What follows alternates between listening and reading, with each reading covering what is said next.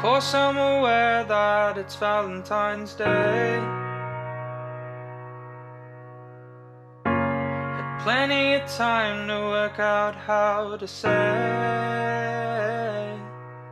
that I like you the appropriate amount. And I usually don't mind having you around. I'll pretend to like the things you like, if that's what'll keep you by my side.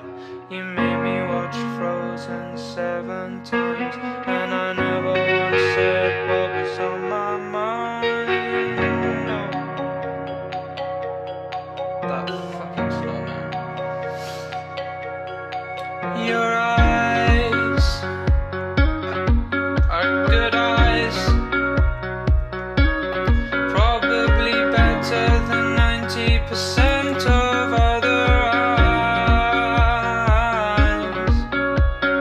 Please stay away from better looking guys. Oh, for you I consider beginning to exercise.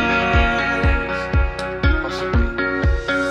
Might ask why I did not buy you something nice online.